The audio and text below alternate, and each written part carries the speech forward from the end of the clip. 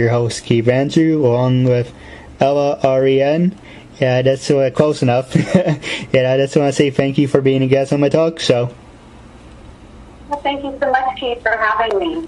Now, for people who want to know what Uncensored is, Uncensored's my way of showing people that even with a learning disability, I can still overcome controversy and reach my goals in life. At the same time, turning myself into a perfect example for people out there, deaf, blind, or in a wheelchair, that you should never label yourself, and you should prove to people you can still amount to something. And that's the whole point of my talk show. And it's a real honor and privilege to have you on my talk show. Oh, well, thank you so much. I am humbled and feeling blessed right now. Now, like I said, it's a half-hour talk show, but you have as much time as you want, and you can talk about anything you want. It's uncensored. Starting off, what can you tell me about yourself?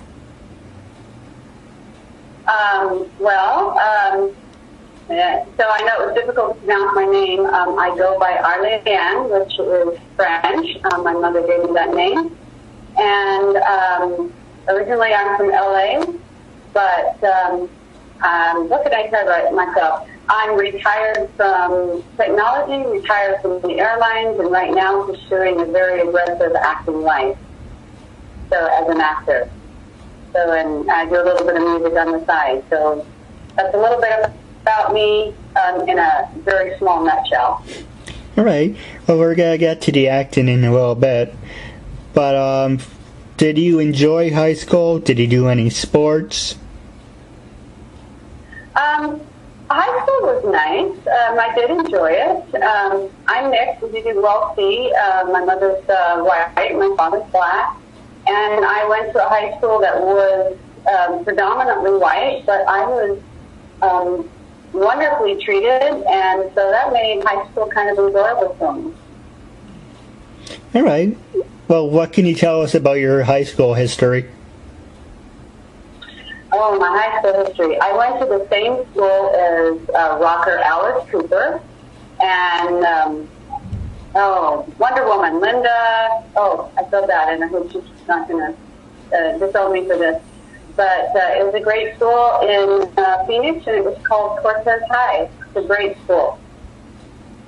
All right. And my favorite subject was science. I love science. It's funny.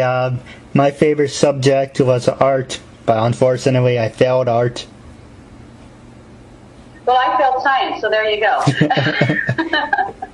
What about college? Were you a party animal, study nerd?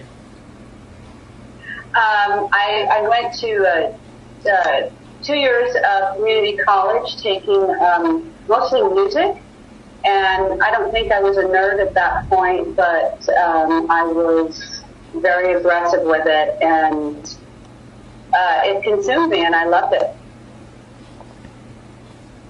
All right. What about, did you do any sports in high school or college growing up? Were you athletic?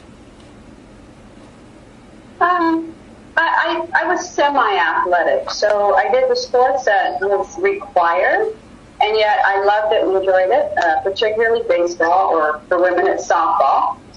And I don't know if I was good at it, but I did make shortstop, so that was good.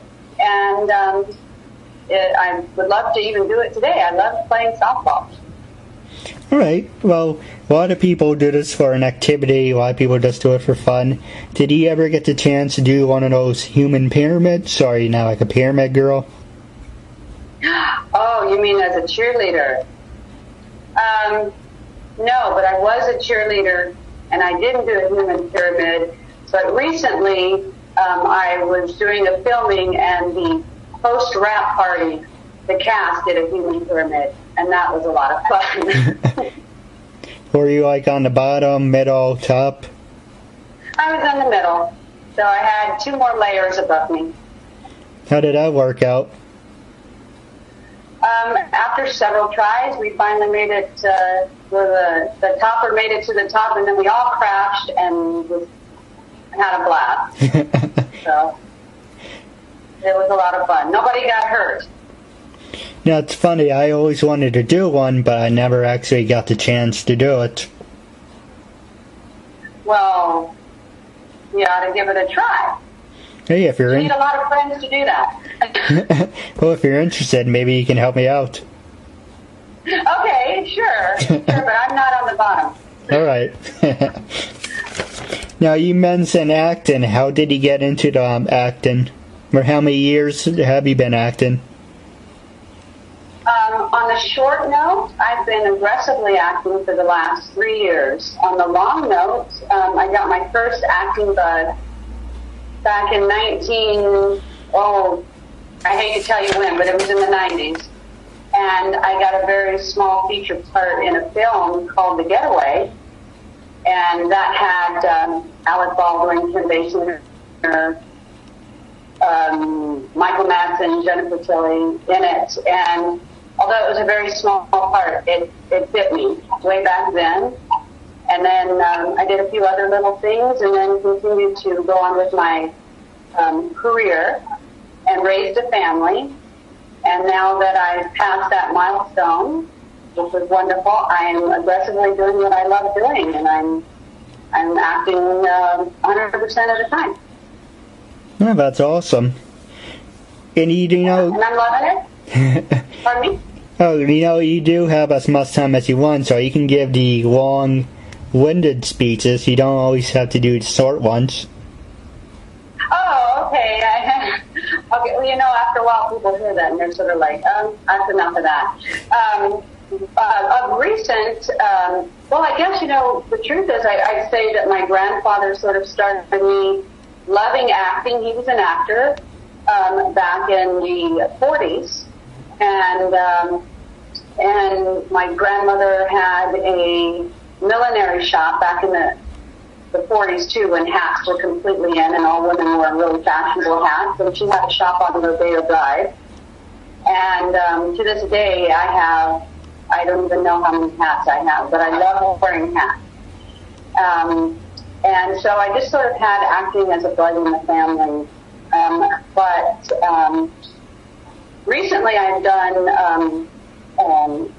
a Western workshop where it was a real shoot for film on a Western in Benson, Arizona, and it was a lot of fun. I got shot 3 times, and that was awesome. I haven't seen that footage yet, but I did get to crash into the rocks, and that was awesome too, but I came out unscathed. I did a recent film by director Rachel Anderson for a story about just racism and the film is called Tainted Love, and it's based on a true story. And although I'm mixed, I really had nothing personally to do with it except that I played kind of a mean person in it, so that's always fun for me. And I just got picked up for a part in another made-for-TV series called Trial 2020, and next week we start shooting for that, so I'm pretty excited about that.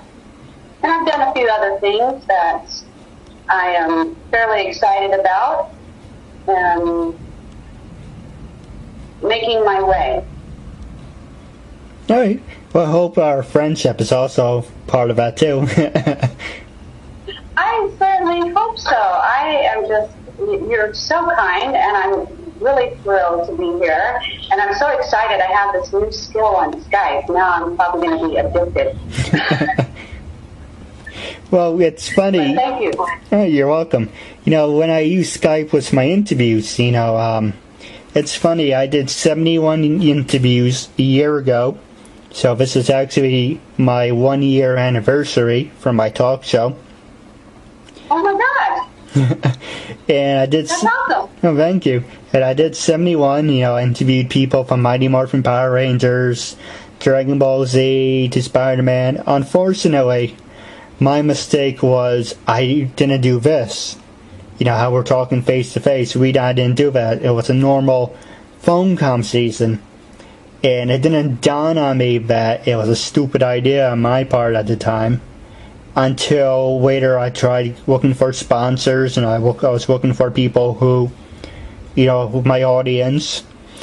And then I was told, you should do it over and see if your audience is still interested. And So I'm doing season 1 over, and knock on wood, and just moving, and I know it seems to be pretty good, but I still kick myself because I should have done this a year ago. That was maybe not so bad. Yeah. It's a learning experience, and, you know, back in a few years ago, that's what everybody did with phone conference, and sometimes it was good not to see who you were talking to. No, but this is wonderful, and I feel like I've now caught back up to technology. Well, I'm glad you're so very supportive, and I'm thankful for that. Oh, you're very welcome.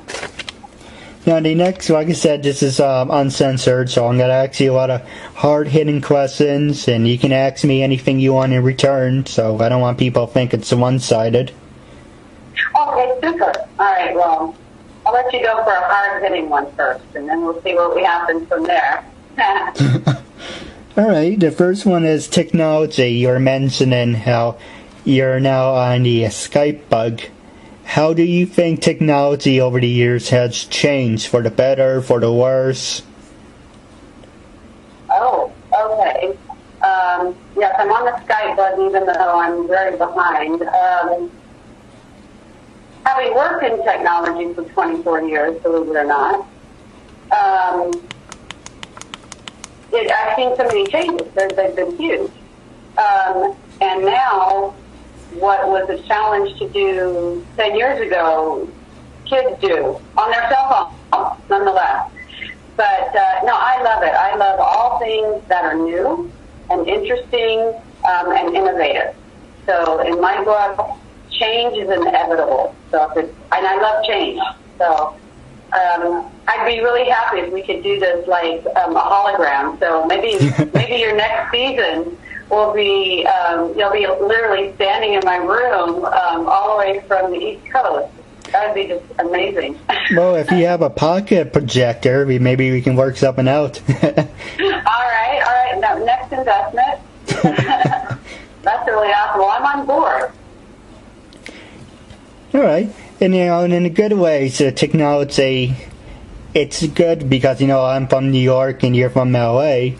But doing Skype or FaceTime, it actually feels like we're next door or in the same room, so you feel like the connection. And at the same time, you know, people with technology kind of gets out of hand, you know, with our first-person shooters, and that's another subject we're going to get to. But with the video games, you know, some people say it got better over the years, it got worse. But I think about this a lot. My grandmother passed away back in '97, and I said if we had technology we had today back then, she would have lasted. She wouldn't passed away. She would have had a couple more years. So when we mention technology, I'm glad with all the technology in today's world, it's getting better and more advanced. Than you can't compare about 17, 20 years ago about what we have now and what we had then, because we were primitive back then. Right. Well, I'm very sorry about your grandmother. God rest her soul. You know, whether it's technology or guns or TV or anything, everything can be abused. I think in the heart of what we do, the technology is to improve ourselves and to grow and to make better. And maybe the bottom line is also marketing and making money, but there's always going to be someone that will abuse the tool, no matter how technical or simple it is. I feel the same way about technology in my family and the changes that could have happened sooner. And the reality is a lot of technology has already been established 10 years down the road, and we just have to wait our turn until it's allowed to be released. But I very much support it, and, you know, it's very sad that people abuse it. But I don't know how controllable that is without losing some of our rights, because people will always there's always that few, that bad apples that spoil it, but I think for the majority of us, we see the benefit of it and the good in it. I've seen a lot of things happen in my life. I've had a few medical emergencies that, thank God for technology, and it saved my life. So I support it. No, I'm glad. I'm glad you everything worked out and we're having this conversation. Oh, well, yeah, thank you very much. Me too. So I take every day as a gift. Yeah, that's very true. Hey, do you have any subjects you'd like to ask me or any questions? Well, yeah. I guess with, I did a little bit of digging and saw a little bit about you online. And I guess even though I said you said you started this a few years ago, what prompted you? Did you have friends that were doing something like this, or is this really an original idea? Well, I knew someone who had their own talk show back in the day. And when I was in high school, in my sophomore year, I created the Keith Andrew Power Hour. And that lasted about, '04 to about '06. And then I never went to college, so that was only a high school thing. I was working in retail, and long story about that. I got sick, and I was forced out of a job, and it's a long story about that. I can get to it later. And while I was recovering, I was thinking, I don't want to work in retail anymore. I want to start my career. And for the longest time, I had people say, you have a learning disability, you can't do this, you can't do that. And I've been using my learning disability as a crutch, holding me back. So I was like, one day, fuck it. I'm going to do what makes me happy. And I'm going to prove to people I can amount to something. Even if it backfires in my face, I'm going to still amount to something. And a year ago this time, well, actually, let's see, this was back in '08. During that time, I was getting my health back together and everything. 2010, I created my own network, the KeithAndrewNetWork. And I started making videos and everything, and from, Dumbo and Jumble Book, or the school I went to and made high school videos. And I was like, well, that's great and everything. And I don't want to be another flavor of the month saying, oh, look at this kid, he has a cool video, okay.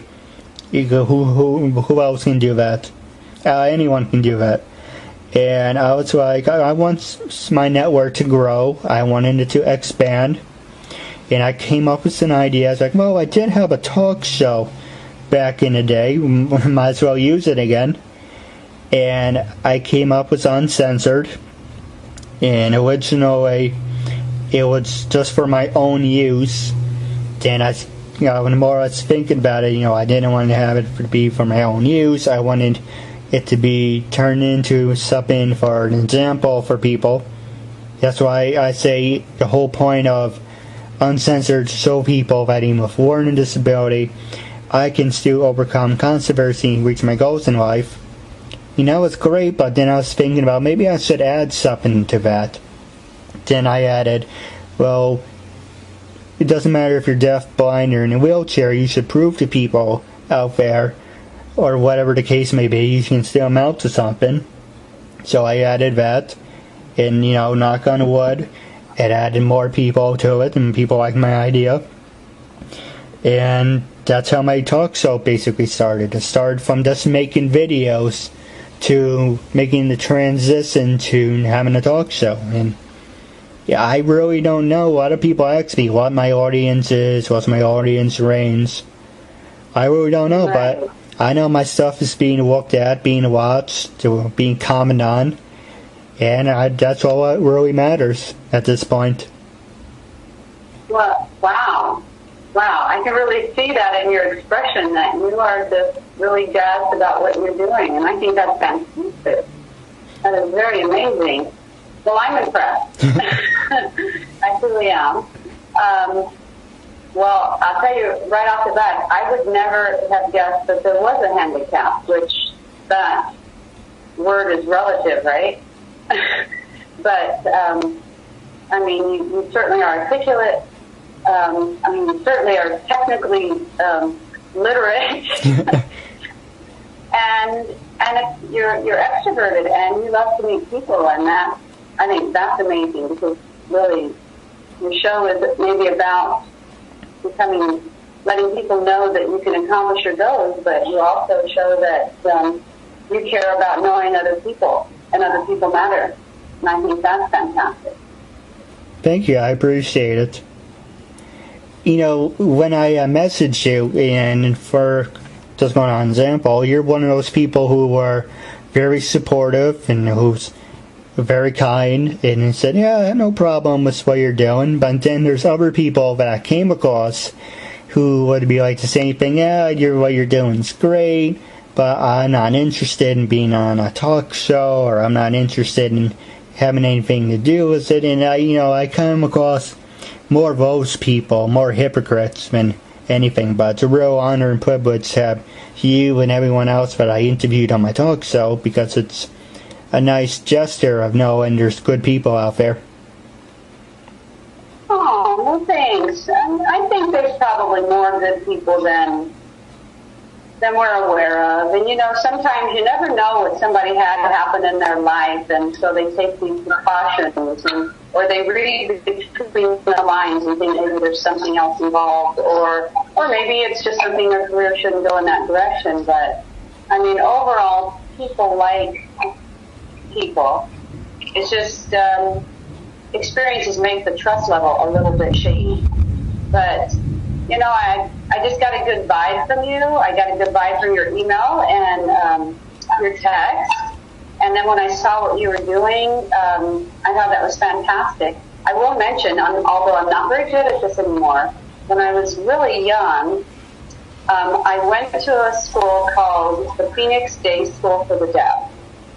And my heart was, I wanted to learn how to talk to the deaf and communicate with them. Even though I have no one in my family like that, I didn't personally know anybody at the time. So I went to school, and then I went to even a church where they had it, and then to the point where I became an interpreter for a while. This was a long, long time ago. So, but I just always felt good about, now I don't ever have to feel uncomfortable when I see them talk or signing, or they try to talk to me and I don't know what they're saying. And I always felt good about, it's like learning another language. Before you go to another country, it's always nice to pick up a few words. So I wanted to talk to them. So I always want to just know people in their true surroundings. So I did really good at that, to the point of where I was in school. My girlfriend and I used to do sign language, and no one else could tell what we were signing. And we used to give answers like under our desk and sign the answers back and forth until we got caught, and separated. But every now and again, I can still pick up on it. I'm not very good at it anymore, but I still love to watch it. I love to read lips for people, and just to feel like I'm not missing what they have to offer.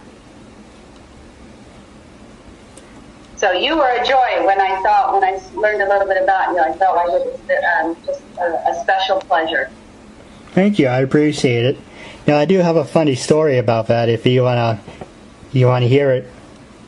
Oh, sure, yeah. My friend who works in a mental institution, and she told the doctor, "Oh, you have a patient here," and it's trying to find the words for it. Okay, you have a patient, and you have to tell him that you have to sign, like you were saying, and he's deaf. So the Asian doctor said, "Oh, okay, bring him in," and she was like whispering, "Hi, how are you?" Like the whole whispering thing, and it's like, you're supposed to sign to him. He's deaf. You're whispering, "Hi, how are you?" He's looking at you, looking at the nurse like, what the hell is this? I don't understand what she's saying. I know she's talking, but I don't understand her. Right. People do that all the time.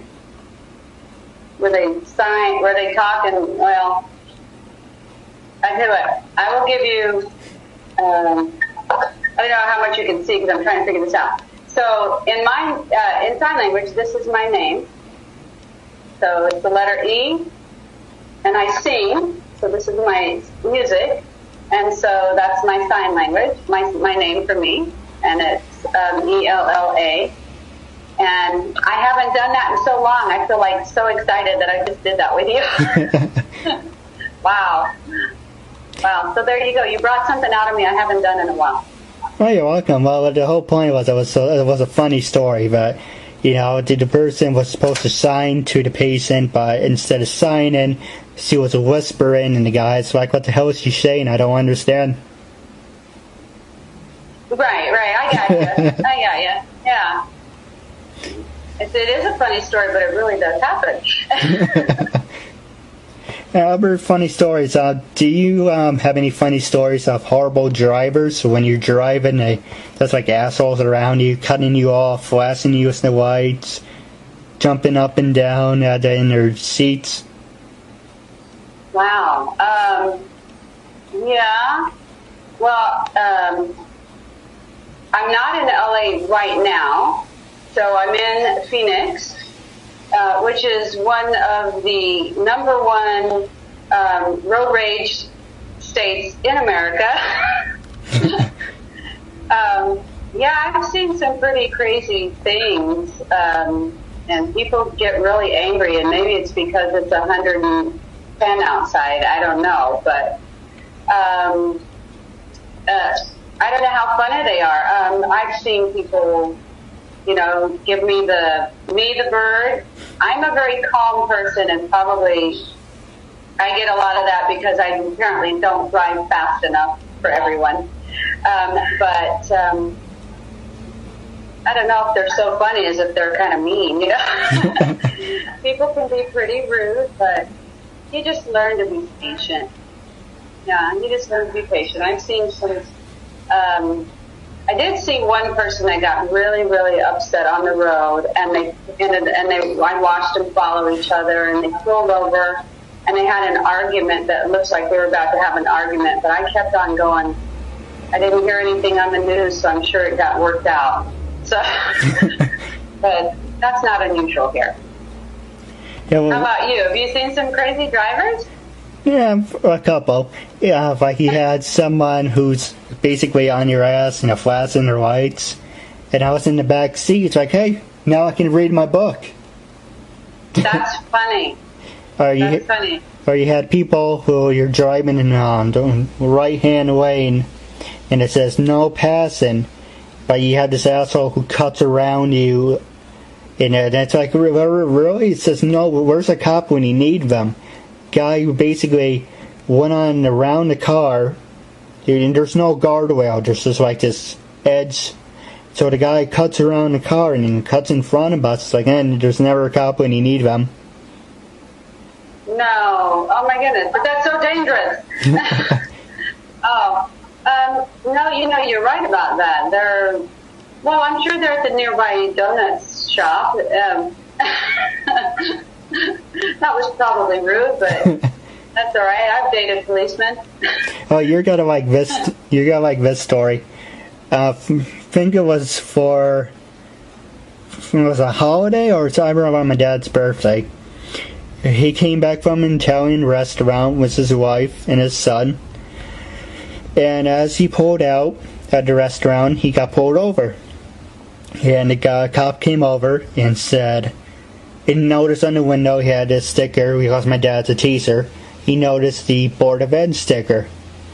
And he told my dad to get out of the car. And he's like, is there a problem? Get out of the car. So my dad got out of the car, my brother rolled down the window. And the next thing we heard, my brother, my mom heard, it's like, is there a reason you're talking to me like I'm some kind of piece of shit? And my dad's like, excuse me? You heard me. And do you talk to your students like this? And this guy just went off on him, man. He got, some mental case. It's like, these are perfect example of people who shouldn't be police officers, and he was one of them. Well, he certainly was taking a little bit of a power trip. Wow. Your mom should have got out and started talking to him like a piece of shit. That's what. Actually, I got another funny story for you. You're going to like this one a lot more. My parents used to live in this neighborhood, and it was mixed, filled with blacks and Mexicans. Not to get racist, but that's to trying to give you a diverse area where they used to live in. And one day, my brother was out with his friend, and there was this couch that my parents put out on the street, and they were going to throw it out. So on that day, my brother and his friend were flicking matches at the couch, just wanting to see if the couch would go up. Oh. So his father, not my father, the friend's father comes out of the house and says, "What the hell is wrong with you? Are you like, fucked up, or why you just are trying to cause a problem?" My dad comes out to get face to face, to look like they're about to come to blows, and says, "You know what? You're right. It was stupid. You go back in your house, I go back in my house, and we forget it." As they were walking away, his wife starts screaming from the window. My mom says, at the same time coming out of the house, "Hey, why don't you crawl back into that garbage can you just came out of?" So as they were walking away saying, "Okay, we're cool, there's no problems," because of the wives got involved, they started to almost fist fight, and it's like, "Well, you get your wife in the house, you get your wife in the house." Oh, well, wives have a way to bring that out of you. Wow, that was your mom? Yeah. Okay, you sound like you come from a feisty family. So we got your dad and the police, your mom and the neighbor. Okay, so you have a brother. So is he feisty also? Well, I'm the youngest out of 4 brothers and 1 sister. Oh. Oh, okay, wow. Oh, you're the baby. Oh, okay, I know. I'm the baby too, so I know now. Oh, wow. Okay. So then you're the most feisty because you got to see everything that was going on and were able to put everything in perspective. Yeah. Well, I was probably a little spoiled too. Yeah, I was a big pain in the ass when I was growing up. Well, nothing wrong with that. I'm not grown up yet, and I'm still a pain in the ass. Well, I got one more funny story for you. Okay. It's when I was about 4 or 5. It was around Hanukkah. It's the first time. The reason it was so funny is the first time I cursed. And we were in Kmart, and was it? Yes, it was Kmart. I think it was either Kmart or Toys R Us, but it's Kmart. And we say, "We're here for your 2 brothers. You got your gifts already. You just coming here for the ride." And I found this T-Rex toy I really liked. And my sister took it away from me and threw it on the floor. Says, "What part of we're here or for everyone else, what part of we're here for everyone else don't you understand? You got your gifts already. Knock it off." So I remember waiting for her to walk away. I ran back to the aisle. I grabbed the T-Rex, ran around the aisle to the opposite side where my parents were. And I said, "Can you please get this for me? Can you please? Oh, you got your gifts already? Oh, well, just get it to him. Just get them from him. It's fine. One more thing. It's fine." And my brothers are like, "Oh, you're a big pain in the ass," or this and that. My sister says, "You're so ridiculous." As soon as my parents walk away from me, I turned around and went, fuck you. And that was the first time? I was 5 years old when I first cursed. Wow. Is that a New York thing? It must be. Well, you didn't get pounded, did you, by them? Nah, my parents were too busy laughing hysterically. Because I was 5 years... I was 5 years old, they didn't expect that from me. That's true. Okay. I was probably a teenager when I first cursed. I don't know. Wow, that is funny. All right. Well, do you have any other funny stories you would like to share? Oh my gosh, funny stories. I really can't think of a funny story just off the top of my head. Well, Oh my gosh. Any pranks you pulled on people? Pardon me? Any pranks that you pulled on the people? Usually, there's always something I do. I just can't think of anything off the top of my head. I'll tell you one that I love doing. Okay, so this is a mental note for you. If we ever go camping together, it's important that you don't get so wasted that you pass out or you fall asleep and you sleep deep. So when I go camping, this is my rule. I bring wild colors of fingernail polish, and I bring bright red lipstick. And everybody enjoys the camping, or maybe we've gone to the beach all day and you got a little too much sun and you're passed out. And as soon as you're passed out, it's always most fun when it's the guys. I might paint your fingernails and your toenails will be blue probably when you wake up. You'll have beautiful red lips, lovely makeup done, and everybody that came camping with us will have taken lots of pictures with you. And I love doing that. So everybody that camps with me knows that they're not allowed to fall asleep before me. That's my prank. I love to do that to people. Nothing really crazy, but usually the next day you find the guys off in the corner with a knife trying to scrape off the fingernail polish. Or nobody says anything until they sit down for coffee, and then we just all die laughing because they didn't wash their face and didn't know that they had lipstick all over their face. That's one of my favorite pranks. But I'll still do it, so be afraid. All right. Actually, I dare you. Okay, yeah. Our next subject I was going to ask you is, where do you stand on women's rights? I know it was a big thing on Fox News and everything, but it seems to be a big thing on Facebook and Twitter and everything. But how do you feel about women's rights?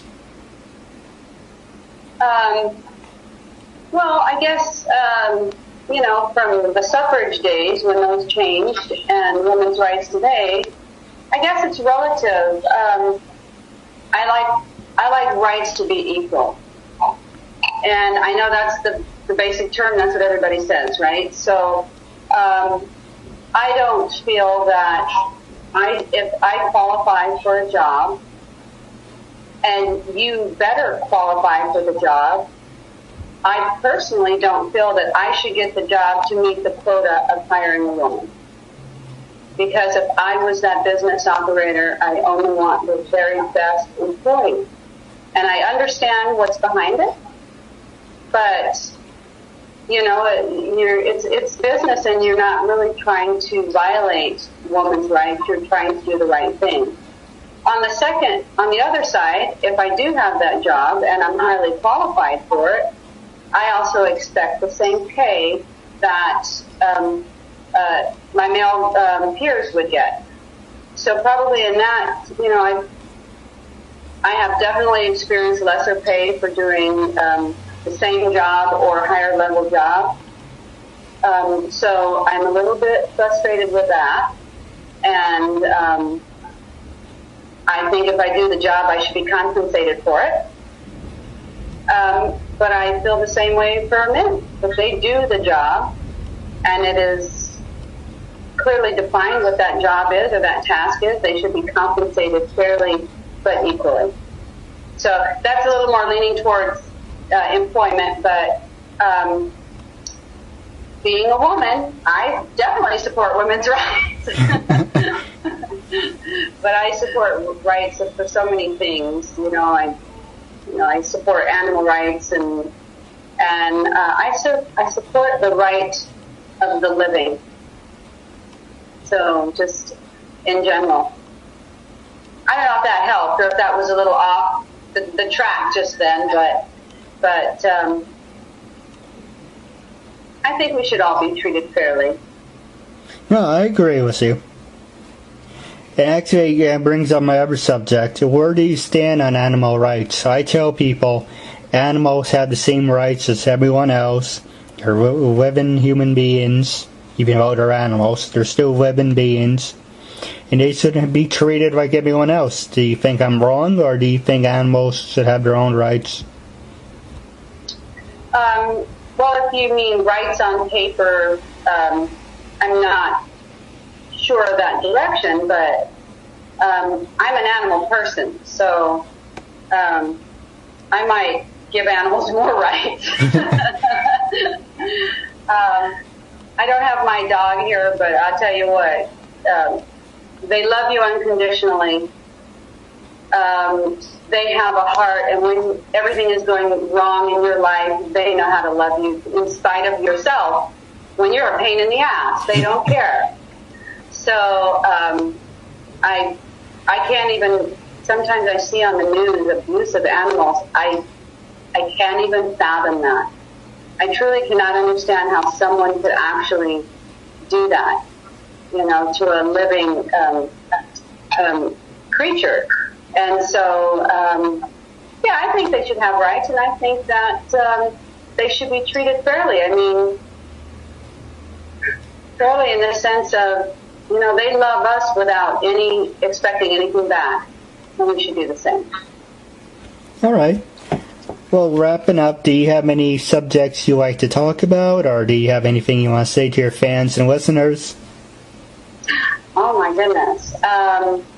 Well, I will say the Keith Andrew Network is high on my list now, and I am very, very impressed and blessed to be here. And I hope that I will see you out there, and keep an eye out for me. I'm coming in with a storm, and I love the public, so feel free to contact me.